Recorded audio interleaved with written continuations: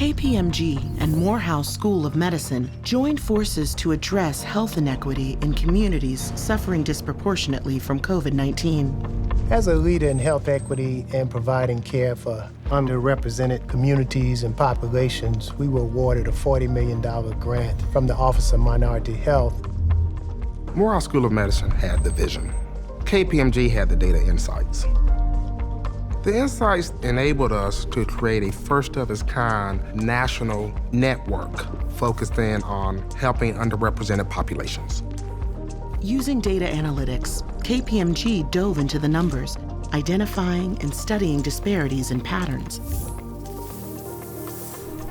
We looked at two different zip codes right next to one another and found a drastic difference. In one, there were no healthcare providers and very few pharmacies. In the other, just 8 miles away, resources were abundant, and we soon realized this was a common problem across the United States. The teams distilled a major insight from the data. A lack of consistent broadband internet access is a direct link to healthcare inequity.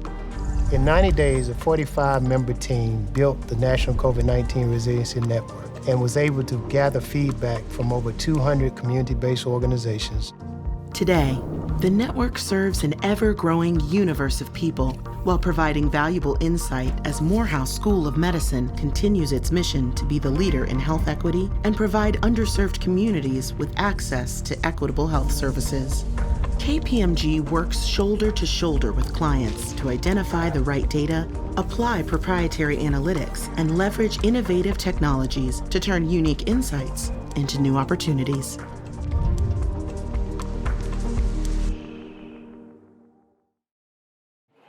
We are a very proud sponsor of the CEO Series, and we've welcomed many great talents that share their story with us through the years. But I am really pleased today to add to this special guest, Speaker Roz Brewer, the Chief Executive Officer for Walgreens Boots Alliance, Inc. Roz joined Walgreens Boots Alliance as Chief Executive Officer in March of 21. I don't think any of us missed those announcements. She's also is a director on WBA's board. In her role, she leads more than 450,000 colleagues who work together toward our purpose of helping people across the world lead healthier and happier lives. She currently serves as the chairperson of the Board of Trustees for Spelman College, where she did her undergraduate work. Also a board member of Village MD, World Business Chicago, Business Roundtable, and Smithsonian's National Museum of African American History and Culture. Just a few things in addition to her CEO role. She's formerly served on the board of directors for Starbucks, Amazon, Lockheed Martin, and Molson Coors. Currently, she is ranked number 6 on Fortune 50's most powerful women.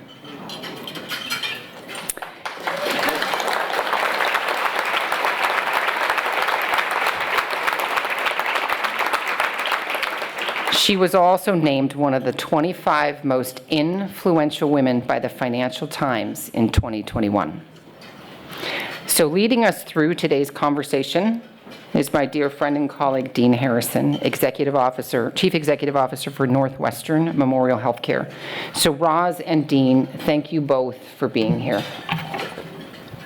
Thank you, Linda. Thank you. Thank you. So Roz, it is absolutely thrilling to have you here, and I've got probably 3 hours of questions. But I was told I have to limit it to just a precious 45 minutes to an hour. But I know we have so many things we're curious about. You know, you've worked for so many amazing companies, and Linda did a great job of describing in brief a very, very distinguished career that you've enjoyed. What some people might know is that when you were in college, you were actually studying and got a degree in chemistry, and you were thinking you might be a physician. And I'm a little bit, hurt that you didn't go ahead and proceed with that, so you couldn't be one of our faculty members. But you took a research position at Kimberly-Clark. You stayed for 22 years at Kimberly-Clark and moved your way through the company. Yeah. Tell us a little bit about how you were thinking back then and how that experience in education is informing what you're doing today. Right, so it's been a journey, and when I hear like the comments from Linda and the statements that you made, it seems like a long period of time, but it went so fast when I was being what I call raised at Kimberly-Clark. But for me, I just grew up in the math and sciences my entire life. I went to a vocational high school, and my concentration was chemistry and biology, and so it was just kind of ingrained.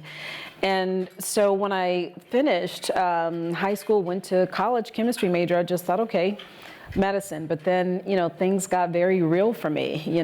My parents had 5 of us in college, at one time, and that sort of defined what I was going to do next. So med school or do really well in undergrad and go the career route. So that's ultimately what I did. And so my headset was, something in the sciences, and I thought research, it was a fantastic opportunity for me, and I learned a lot. That's awesome.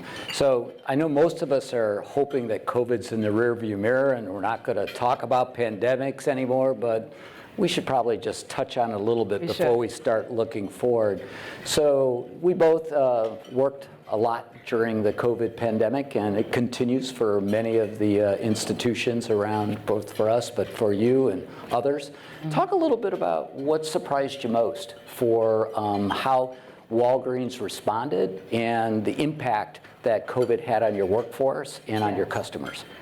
I think what surprised me most is just how the team reacted to having one singular focus, and that was to get shots in arms. And this team knew that if they did that, they would be saving lives. And so the mission of their work became very clear and very important to them, because it's in the culture of this company to think about the patient and the consumer first. And so they got after it. And it was amazing. I joined the company in March of 21, and 30 days later, the team was administering vaccines. And the biggest opportunity for us to find was to find a technology tool to schedule people to get shots. And so our tech team stepped up, and our pharmacists were absolutely amazing, but they did what they do best. And so very proud moment for this company. Yeah, it's amazing. One of the silver linings, I think, for a lot of us was just how our teams came together and they focused on what was at hand. Seamless. Totally. Yes. So as you think about other silver linings as you look back, what kind of do you take as from that saying from our former mayor around never letting a good crisis go to waste? Yes, absolutely. A couple of things. One, the technology that was created during that process has grown for our company, and we can, fully apply immunizations across any spectrum. I think also, too, it raised the relevance of our pharmacist. And so we've always been that early on, neighborhood consultant on health issues for people who didn't have access to health care. And so I think now that has just become more present. I think the other thing is that we were very intentional about going into those neighborhoods at risk, because we were seeing so many people dying at that point that were people of color and people who did not have access and didn't understand it and were absolutely afraid of the vaccine based on prior issues that had happened in our country from many years ago. But it was top of mind for them. And one of the questions they asked was, were Latinos and African American people, involved in the testing of this?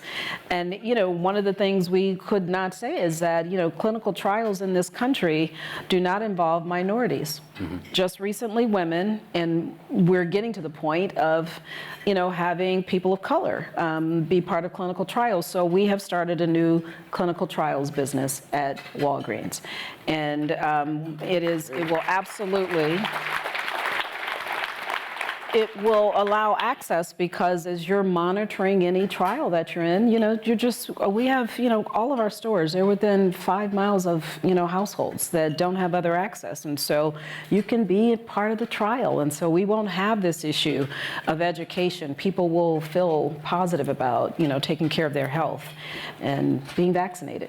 Yeah, that's amazing. So we'll talk a little bit more about your efforts around DEI initiatives, because you've got quite a few. We do. But as we still think in this post-pandemic period, it's impacted our workforce a lot. And so you've had both. You've had folks in the stores that need to be there because you can't do that remote. Right. And then you've got a corporate group that probably has a blend. How's the pandemic impacting how you're getting your workforce re-engaged? Yeah, so this is probably the most difficult time to lead large organizations. And I know I'm like preaching to the choir. I know all of you all in this room have been trying to figure out what's that balance. And, you know, we've had all the flexible work arrangements, but one thing that we are definitely keen to is that, you know, our stores are open large hours, right? Long hours.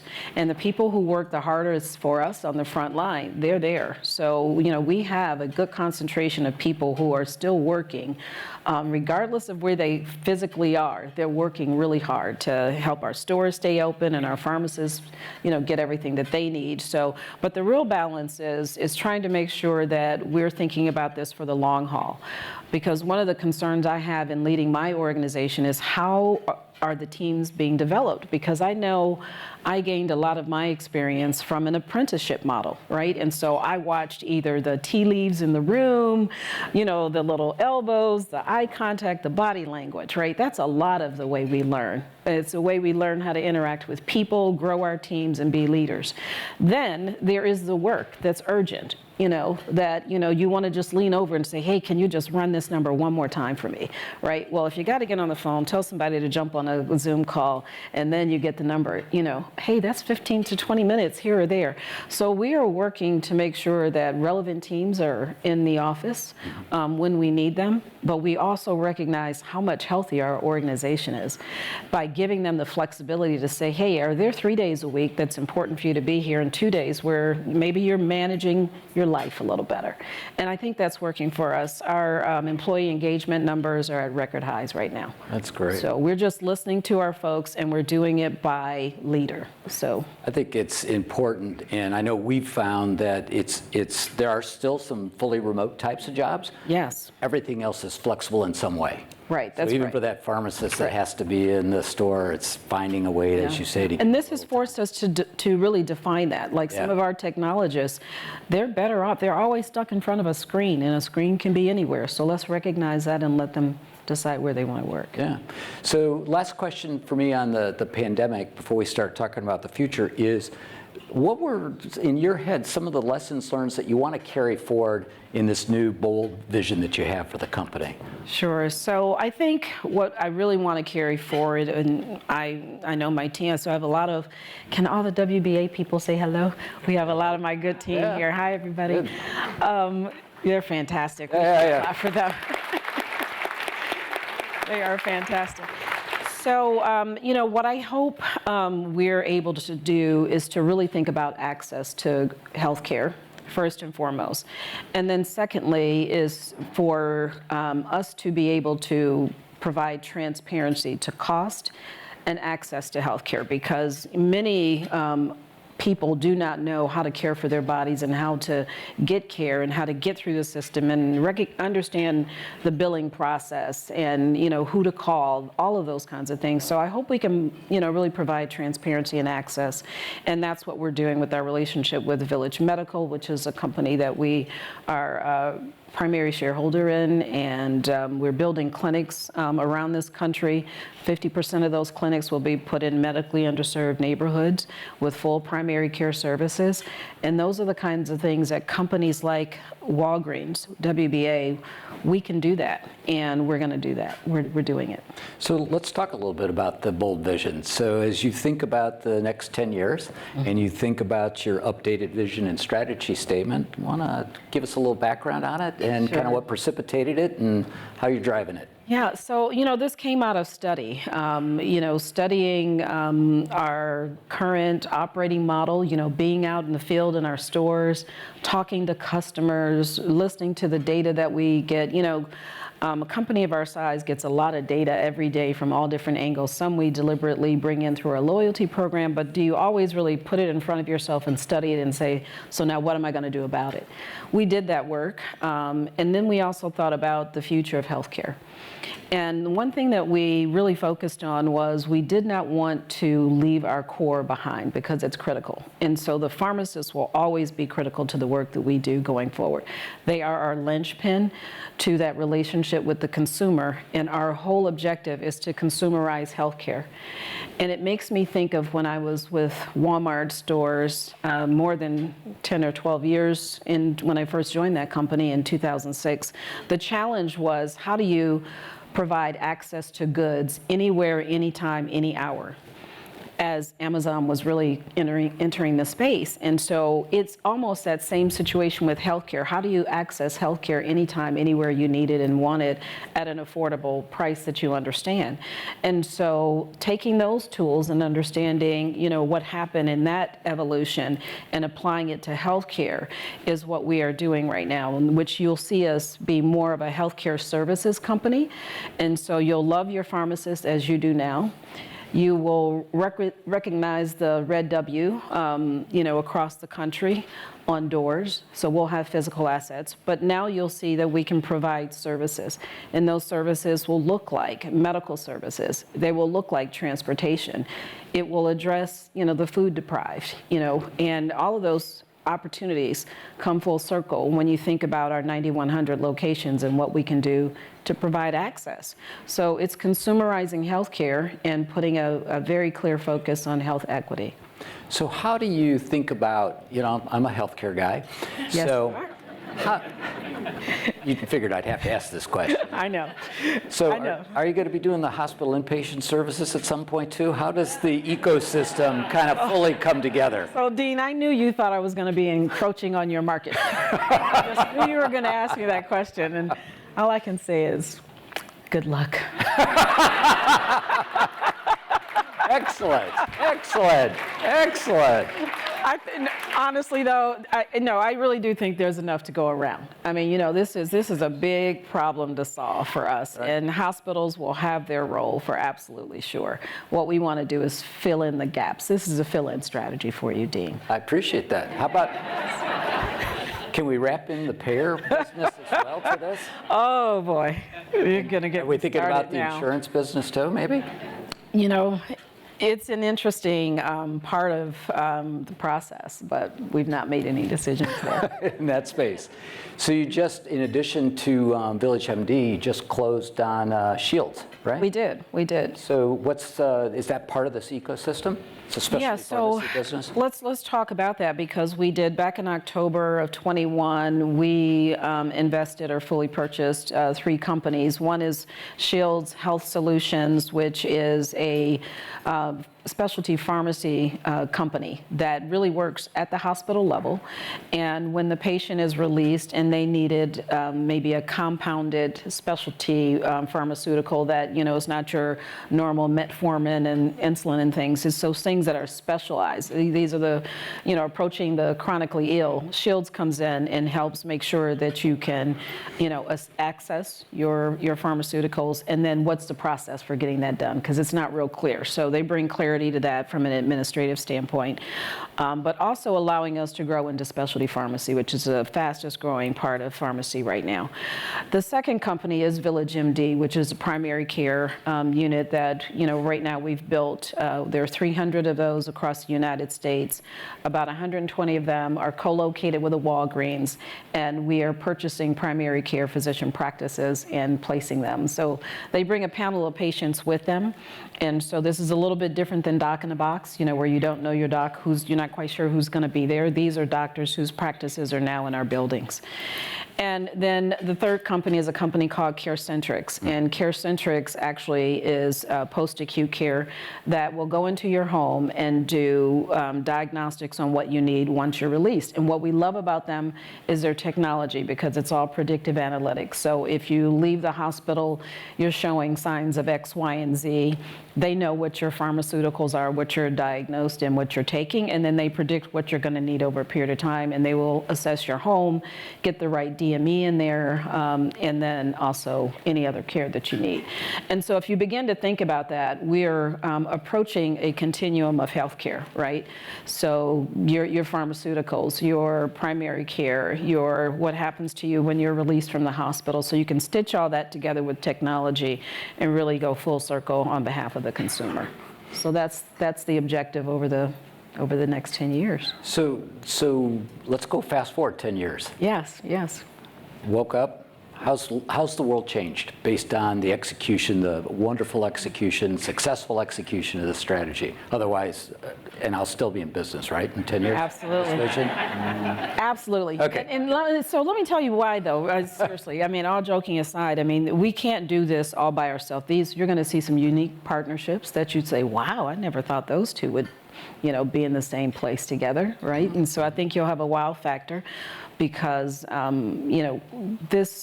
healthcare is a national problem. It's big. And this country hasn't figured it out yet. And so I think you'll see unique partnerships.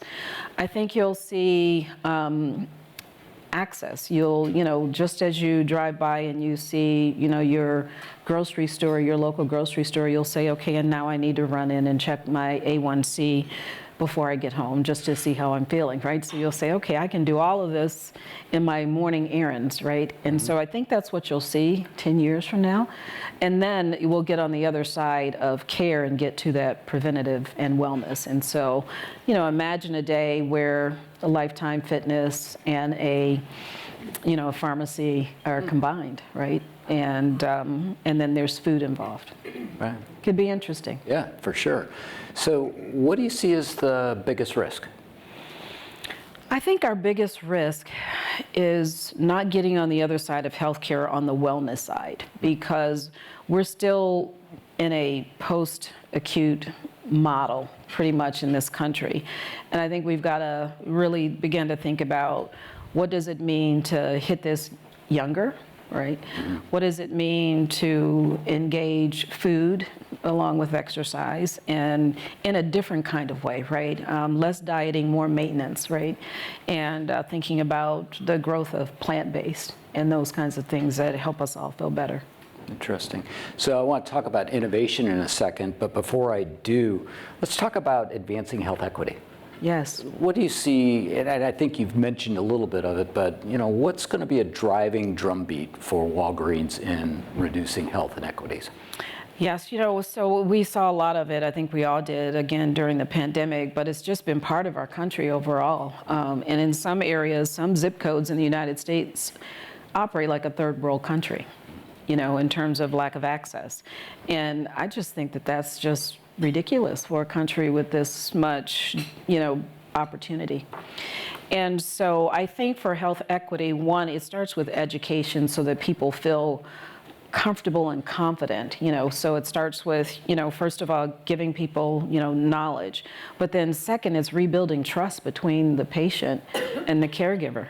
And once that trust is there, I think that there is nothing that will stop people from taking care of their health. They'll believe again that, they can be healthy. We're living longer.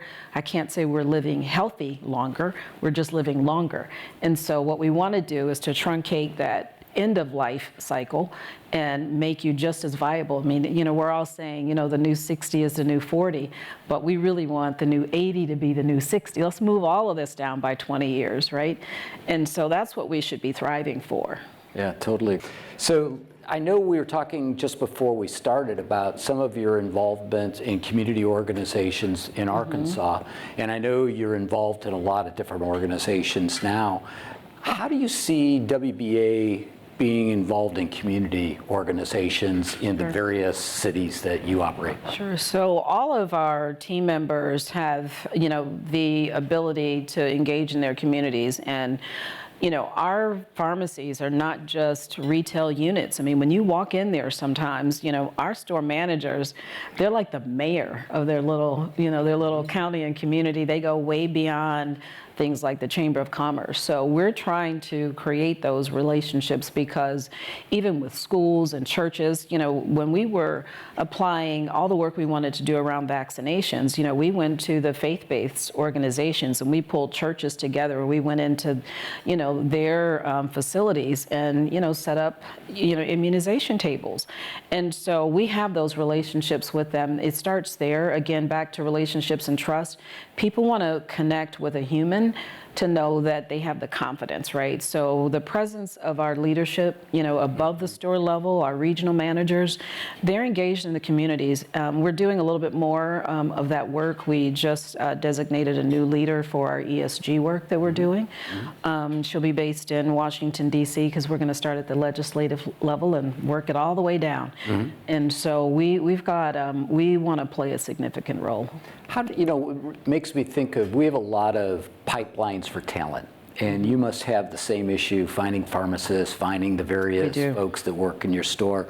Have you been able to pivot to higher hardship communities to try to create those opportunities, or how do you think about trying to use the resources and the capabilities of a WBA to actually create jobs and things? So, we'll need pharmacists for a long time. So we do invest at the college level, scholarship level, to make sure that we're getting people through the pipeline. Same with primary care physicians, right? There's an absolute number of those, and so it's starting at that groundwork and moving them through, and then providing development along the way. It's great to see pharmacists are PharmD, so they have a PhD in pharmacy, and so we want to make sure that they can operate at the very top of their license, because at some point they get into heavy issues like just dispensing drugs every day, but we have just recently put in, we're close to about 20 units of a fulfillment centers that'll take a large number of our routine prescriptions out of the pharmacy. Oh, wow. And they'll be done off-site. I think we have about 10 of those facilities operating right now, and we've appropriated for 18 at this point. So let's pivot a little bit to innovation. So you just hired a CIO. And they've got healthcare retail experience. What should we be seeing, since I'm a Walgreens customer? I've got your app downloaded on my phone. Yes. What am I going to see different? When's it going to come to my phone? There'll be a few things. So a couple of things. So part of this healthcare piece, you have to enable it with technology so that, us as consumers can kind of know what's happening to our lives, right? So the new CIO is joining us, but we also changed at the board level. Our finance committee just became finance and technology, and we've added a technologist to our board, a leading technologist to our board. So we're starting at the top. And what you will see is a couple of things is, of all the things I described to you, we have not quite finished the technology enablement that ties all that together. So you'll see a tie together of the loyalty program, My Walgreens, all the way through to what happens to you through Village and other aspects of our healthcare continuum. So that's one piece.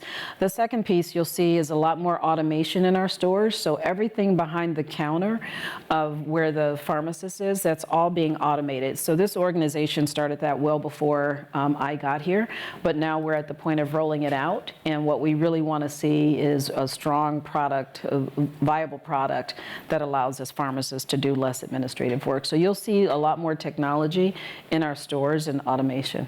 Wow, that's terrific. Now there we go. I was wondering if the system was working. What are the 3 things you would ask of this group to improve health equity in Chicago? So that's a good question. I think a lot of you all I've seen out in the community, and you're trying to get it done, in different aspects. I think one thing is for your employee base, recognize that your employees, when we select our health insurance plans, make sure that they represent people who are on all ends of your income levels in your company, right? And so that your health insurance is representative of that. I think second, it's important to think about, how to support alternative, ways to provide health care and be amenable to that. Like, for instance, when you want to use, or, your children's schools and things like that for easy vaccinations, encourage them to use alternative methods so that people just get into the rhythm of taking care of themselves. I think that's really important. And then I also just say, be part of the process. There's some issues coming from a legislation standpoint that I think, so watch the ballots, vote smartly for growth in healthcare initiatives. And I think, we don't pay enough attention to that. We all show up for all the big races, but pay attention to changes in legislation around healthcare. It really does matter for those communities. I agree. I think just asking the questions you were asking, we have a large social determinants of health activity, a pilot going on in our institution, and just asking the question, do you have a roof over your head at night? Yes. Do you eat regularly? Right. Just asking those questions, you'd be surprised the type of answers you would not expect you might hear. A lot of people don't take advantage of health care because they can't get off work, they don't have transportation, and they don't have daycare to take care of themselves as a parent, and then they can't take the kid out of school without, some disruption to the family as well. Yeah, here's another one. How can WBA improve the healthcare literacy conversation in communities of color, being more proactive versus reactive to disease states most prevalent in those communities? Yes, absolutely. I think one of the things that we also learned is how important there's some, adjacent community organizations like, the Divine Nine, the historically Black sororities and fraternities around the country actually have a health component to all of their strategies right now. And so for WBA to partner with them alone, there are large chapters all across the country, across those 9 organizations. That's one way to come in. And then also in the Latino community, same thing. And so we've got to get into our communities and find those leaders and partner with them. So let's, while I'm waiting for other questions to come in, let's talk a little bit about you. Oh. So you're known for your commitment to mentorship. Who were your mentors? Oh boy.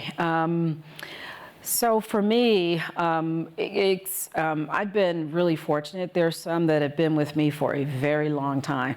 Either I won't let them go or I need a lot, one of the two. But early on in my career, I was that person who really didn't seek out a mentor because I was too bashful, shy, felt like my voice didn't matter. And there was one gentleman who tapped me on the shoulder, and he actually was a leader at Kimberly-Clark. And I think he saw something in me and began to kind of watch over my career in the best of ways. And he's still a very, very good friend of mine. His name is Robert Abernathy, and he was group president at that point. And then eventually I moved up and became group president, and it was because of him, he really shepherded me through me coming out of a shell, I would say. And so I would say Robert Abernathy is one. Indra Nui is a very good friend.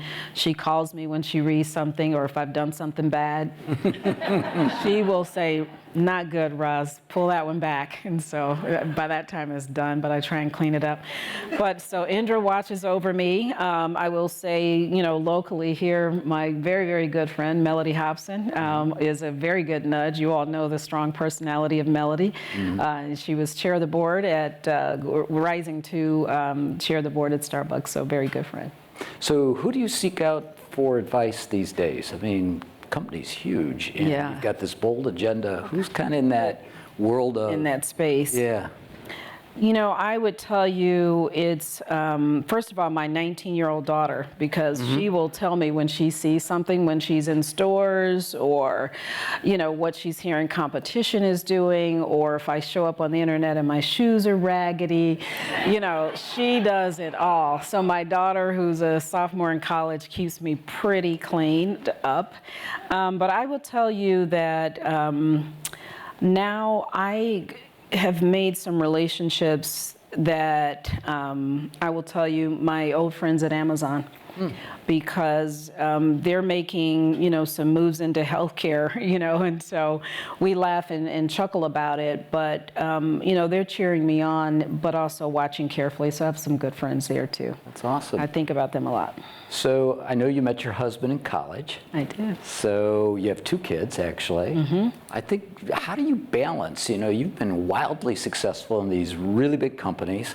How do you keep it together? How do you balance your professional life, your personal life, your own health? Yeah, at some point I had to learn how to say no to things because, with these opportunities, wonderful things come, to bear.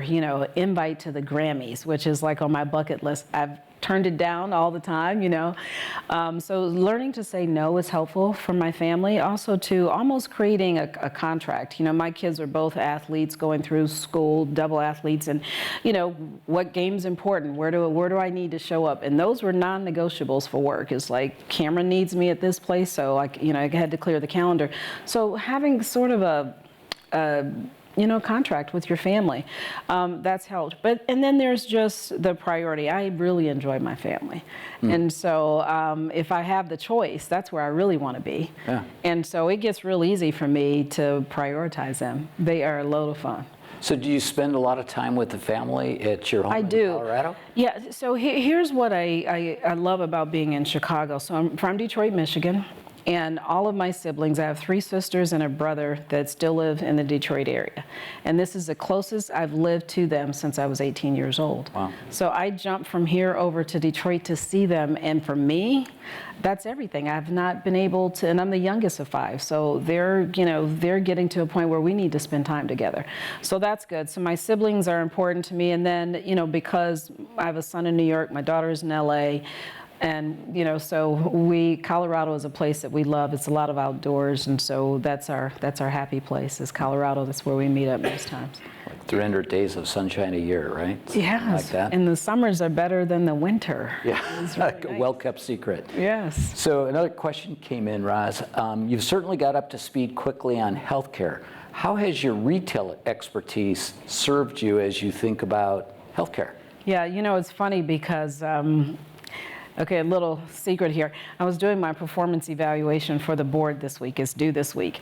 And it was all about healthcare. And I was like, I'm a retailer. Like, where's my retail stuff? Right? But I just jumped into this thing. And the healthcare part has been so important that, I haven't, had to use a lot of it. The other thing I will tell you is that the Walgreens team in retail is very strong. Joining me today is John Stanley in his team are here, and so they've run the Walgreens U.S. business very well, and so I didn't need to when you got a good team. But I will say what I am transferring is the what I talked about earlier, the digital revolution that happened in retail. I hope to transfer that to healthcare. So we spent a lot of time thinking about this question, and audience asks you, how do you see the role of the pharmacist evolving? So you could fill in the blank, nurse, doctor, pharmacist. Yes, so I think pharmacists are really going to go in so many different directions. I think they're learning much more about the care of the patient. And actually, think about, they're usually the first person once a diagnosis has been made. So first of all, they've got to understand the care that they need to, the demeanor that they have, that interchange that they have personally. I think that part is growing. They won't be that heads down person that's, counting out pills. Those days will be over. They'll be consultants. They'll be friends of the patient. Yeah, you often think about the disintermediation of these activities, and we often hear of that role's going to go away. No way. No, it's not going to go away. There'll be some things that will make their jobs better. They'll love their jobs better once we automate some things, but they won't go away. Okay, this is the traditional question that comes to every CEO in your position. So how are you sleeping, and what's keeping you up at night? Sleeping. Okay, so, I really strive for that 6 hours, that's good. I know it should be 8, Dean. We'll talk Where I later. get my executive physical is at Northwestern, so he probably knows more about me than I realize. But, I'm a morning and a night person, so sleep is, okay, I got work to do on the sleep piece. But I do manage eating and exercising a lot better now. because I'm very deliberate, and I'm an empty nester now, so I have no excuses. So you early morning exercise, late at night exercise? No, Or whenever you can mornings work it on in? the weekends, evenings in the weekdays. Okay. And what's the favorite gym piece of equipment? Elliptical for me. The elliptical. Yep, because you can get on it, headphones, 5 songs, Okay. you're good. So do you have a custom playlist? I do. I have a custom playlist. Sometimes I just pop on some of the fitness. There's some really good ones out there. So I do those every now and then just to kind of break it up. But I do a custom list. Okay. Cameron, my daughter, does my custom list. And is there one song in that list that you just that's the rock song that you really? Yeah. It's Mary J. Blige. Because I want to be Mary one day. I think she's amazing. And there's this one song, Just Fine. Okay. Yeah. That's good. That's my favorite. So what's the best career advice you ever received from someone?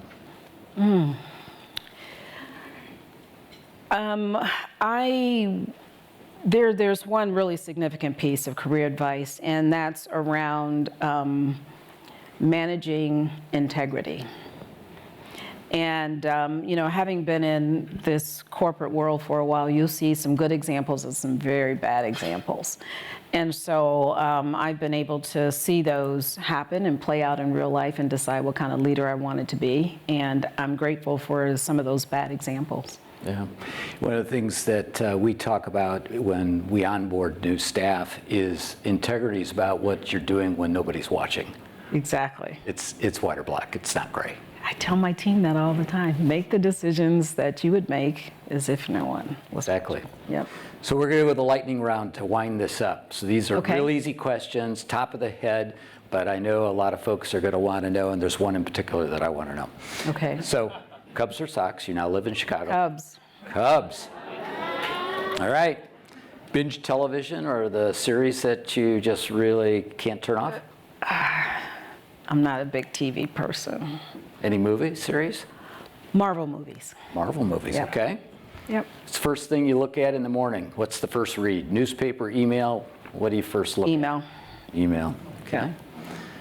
Favorite weekend activity? I think we already heard. Yep. Elliptical in the mornings. Yep. Okay. And coffee. And Caffeine helps. Caffeine helps. And my personal favorite, what's your favorite color? Green. And what? Green. Sorry, should be purple for Northwestern. Sorry, it's green. Yes. Well, listen, this has been fabulous. We'll work on the purple part later. But this has been fabulous. Thank you so much for being with us. It was fun.